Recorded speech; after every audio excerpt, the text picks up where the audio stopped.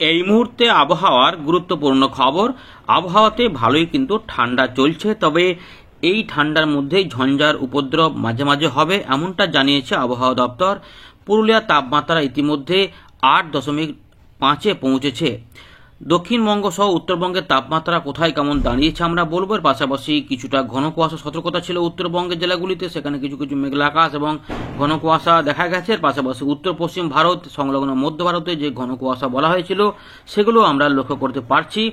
এর পাশাপাশি নতুন করে ঝঞ্ঝা 18 তারিখ থেকে শুরু হচ্ছে এবং পরবর্তী ক্ষেত্রে আরও কিছু ঝঞ্ঝা আসবে, ফলে তাপমাত্রায় ওঠানামা থাকলেও গোটা জানুয়ারি মাসটায় ঠান্ডা কিন্তু দাপট দেখাবে। সুতরাং মাঘ মাসের যে শীত জাঁকিয়ে শীত সেগুলো কিন্তু থাকবে, তবে একদম কনকনে শীতগুলো যে খুব ভোগাবে সেরকম নয়। একদম সকালের দিকটাতে একটু অসুবিধা হতে পারে। এই পরিস্থিতির মধ্যে আবহাওয়া পরিস্থিতি কোন দিকে যাচ্ছে আমরা মূলত এখানে আলোচনা করব। আপনার এলাকায় আজ কেমন ঠান্ডা পাচ্ছেন, কনকনে ঠান্ডা পাচ্ছেন নাকি মোটামুটি ঠান্ডা পাচ্ছেন, এবং আকাশ কেমন ছিল জানাবেন, এবং কুয়াশা কি আপনি পেয়েছেন অবশ্যই কমেন্ট করে কিন্তু জানাতে ভুলবেন না। প্রথমেই দেখে নেব আবহাওয়া দপ্তরের গুরুত্বপূর্ণ খবর। 17 জানুয়ারির সকালবেলার খবর আমরা এখানে দেখে নিই। 5:30টার আপডেটে কি সিস্টেম রয়েছে। ইতিমধ্যে 5:30টার যে আপডেটটা বেরিয়ে আসছে, পশ্চিম ঝঞ্ঝার প্রভাব শুরু হচ্ছে। পশ্চিমে এখানে জেট স্ট্রিম উইন্ড থাকবে উত্তর ভারতের দিকে। এছাড়া ঘূর্ণাবর্ত রয়েছে দক্ষিণ পূর্ব আরব সাগর সংলগ্ন দক্ষিণ কেরালার উপকূলের কাছে। পাশাপাশি নতুন পশ্চিমী ঝঞ্ঝা আসছে 18 তারিখে এবং আরেকটি পশ্চিমী ঝঞ্ঝা আসছে 22 জানুয়ারি। অর্থাৎ দুটো ঝঞ্ঝার কথা বলেছে আবহাওয়া দপ্তর। এর পাশাপাশি একটি নতুন ঘূর্ণাবর্ত দক্ষিণ হরিয়ানা এবং সংলগ্ন এলাকাতে। এর পাশাপাশি আমরা দেখে নিই যে তাপমাত্রা নিয়ে কি বলছে এবং এই যে সিস্টেমগুলি বলছে এর প্রভাবে বৃষ্টিপাতগুলো কোথায় কোথায় হবে। আপাতত উত্তর পশ্চিম ভারত এবং হিমালয়ের পশ্চিম ভাগ ওই এলাকাতেই হবে, যেখানে বলা হচ্ছে যে ফ্রেশ পশ্চিম ঝঞ্ঝা আসার ফলে 18 এবং 22 তারিখে এখানে বৃষ্টিপাত তুষারপাত লেগে থাকবে হিমালয়ের পশ্চিম ভাগে 18 থেকে 22 তারিখ, এবং পাঞ্জাব, হরিয়ানা, চণ্ডীগড়, পশ্চিম উত্তরপ্রদেশ সহ রাজস্থানের এই সমস্ত এলাকাতে 21 এবং 22 জানুয়ারি। এর পাশাপাশি দক্ষিণ পূর্ব আরব সাগর এবং সংলগ্ন দক্ষিণ কেরালার উপকূলের কাছে যে ঘূর্ণাবর্ত কাজ করছে তার প্রভাবে দক্ষিণ ভারতের বেশ কিছু অংশ তামিলনাড়ু, পুদুচেরি, কারাইকেল 18 থেকে 20 তারিখের মধ্যে বৃষ্টিপাত হবে হালকা মাঝারি। এর পাশাপাশি কেরালা, মাহে 19 এবং 20 জানুয়ারি বৃষ্টিপাত হবে। তার পাশাপাশি কোথাও কোথাও ভারী বৃষ্টিপাত এই সমস্ত এলাকাতে জুটে যেতে পারে 18 থেকে 19 তারিখের মধ্যে তামিলনাড়ু, পুদুচেরি, কারাইকেল এবং কেরালা, মাহেতে 19 জানুয়ারি। আর তাপমাত্রা নিয়ে যেটা এখন বলতে চাইছি সেটা হচ্ছে যে তাপমাত্রা ইতিমধ্যে কমার কথা বলছে আবহাওয়া দপ্তর। 2 থেকে 3 ডিগ্রি কমবে উত্তর পশ্চিম ভারতে, যেটার প্রভাব আমাদের এখানে আসবে। তার পাশাপাশি দুদিন পর থেকে আবার 2 থেকে 4 ডিগ্রি উঠবে, কারণ ঝঞ্ঝাগুলি প্রভাব দেখাবে। এর পাশাপাশি 2 থেকে 3 ডিগ্রি গুজরাটের দিকে উঠে যাওয়ার কথা বলা হয়েছে। এর পাশাপাশি আমরা দেখে নেব মধ্য ভারত, পূর্ব ভারতে এই মুহূর্তে বড় কোনো পরিবর্তন থাকবে না বলছে আগামী 5 দিন, তবে ঠান্ডা কিন্তু বজায় থাকবে। ঠান্ডা একদম এখনই কমে যাবে না, গোটা মাসটাই ঠান্ডা আমরা পাবো, তবে কমা বাড়া করবে। হয়তো একটুখানি তাপমাত্রাটা একটু উঠবে, তাপমাত্রা আবার নামবে, এরকমই। অর্থাৎ 15 ডিগ্রির তলাতে আমরা অনেক জায়গাতেই দক্ষিণবঙ্গ, উত্তরবঙ্গে কিন্তু তাপমাত্রা বিরাজ করবে। 10 থেকে 15-এর মধ্যে থাকতে পারে, কখনো কখনো 10-এর নিচেও নেমে যাওয়ার সম্ভাবনা। চলুন আমরা আপনাদের দেখাবো একটা ছবি আপনাদের দেখিয়ে দিই, আর একটু সুবিধা হবে এই সমস্ত আলোচনাগুলো বুঝতে।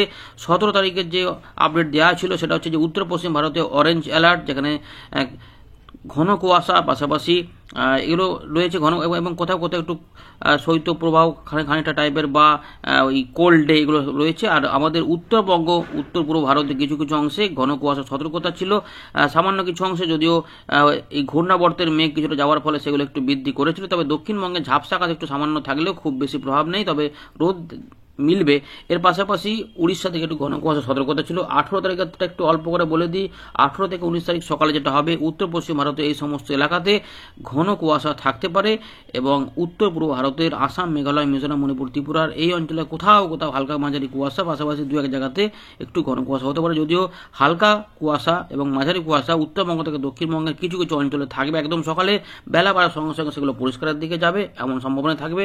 সঙ্গে থাকবে উত্তরে একটু হাওয়া থাকবে, যাতে একটু কনকনে ঠান্ডা একদম সকালের দিকে অনুভব হতেও পারে। এর পাশাপাশি আমরা এবার দেখে নেব যে কোন দিকে যাচ্ছে আবহাওয়ার খবর। এগুলো তো বলেছে আবহাওয়া দপ্তর, আমরা একটু উইন্ডের দিকে দেখিয়ে নেব। তো বন্ধুরা আমরা চলে এলাম উইন্ডি লাইভ স্ক্রিনে। এই ঘূর্ণাবর্তের ফলে যে মেঘ ঢুকছিল এরকমভাবে, যার ফলে এই কিছু কিছু অংশে ঘন কুয়াশা হয়েছিল, যেগুলো দেখুন এই যে বাংলাদেশেও কিছু কিছু অংশে দেখা যাচ্ছিল। এগুলো কিন্তু সকালের দিকে ছিল। এইগুলো এই যে কিছু কিছু অংশে দেখুন মুর্শিদাবাদ নদী এগুলোতে ঝাপসা আকাশ, বাকি দক্ষিণবঙ্গে এগুলোতে কোথাও কোথাও ঘুরিয়ে ফিরে, কিন্তু এইগুলোতে মূলত বেশি ঝাপসা মেঘলা আকাশ, ঝাপসা আকাশ, কুয়াশা, এগুলো পরের দিকে আস্তে আস্তে কিন্তু সবই কমে যাচ্ছে। এবারে আমরা সিস্টেমগুলো দেখে নেব, যেগুলো আমরা দেখলাম সেটা হচ্ছে যে ঘন কুয়াশা তো ছিলই দেখলাম। এবারে যেটা হবে, এই যে ঝঞ্ঝা আসছে, ঝঞ্ঝাটার প্রভাব একবার দেখে নিই। ঝঞ্ঝা যেটা 18 তারিখ থেকে ঢুকছে, 19 তারিখের মধ্যে এটা উত্তর পশ্চিম ভারতে 20 তারিখ পর্যন্ত কিছু প্রভাব দেখাবে, কিন্তু এর প্রভাবে খুব একটা বৃষ্টিপাত দক্ষিণ ওই সমতল এলাকাতে হবে না। তবে 22 তারিখে যে ঝঞ্ঝাটা আসে সেটা একবার দেখে নেব। এইটাও কিন্তু বৃষ্টিপাত ঘটাবে পাঞ্জাব, হরিয়ানা, চণ্ডীগড়, রাজস্থানের কিছু কিছু অংশ, দিল্লি সহ এদিকে কিছু কিছু অংশে, এবং লে লাদাখ যেগুলো রয়েছে এই অংশে বৃষ্টিপাত ঘটাবে। বৃষ্টিপাতগুলো আমরা দেখে নেব এর ফলে কোথায় কি হতে পারে। তো ইতিমধ্যে দেখুন এইভাবেই কিন্তু এগোবে। তো বৃষ্টিপাত পূর্ব দিকে কিন্তু সেভাবে নেই, কিন্তু কুয়াশা কিছুটা হবে 25 তারিখের দিকে।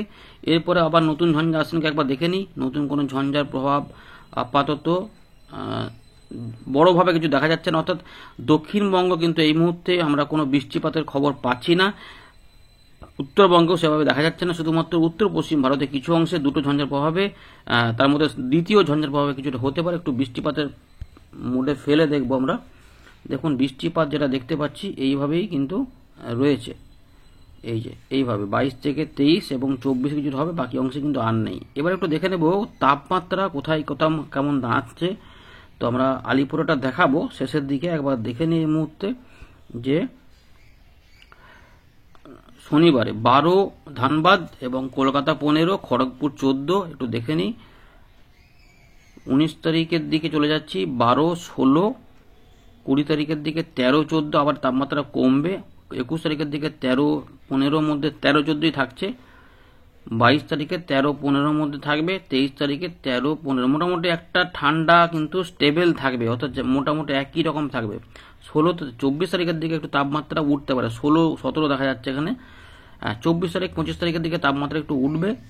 তারপর আবার কিন্তু 26 তারিখের দিক থেকে আবার তাপমাত্রা নামার ইঙ্গিত পাওয়া যাচ্ছে। 9, 14,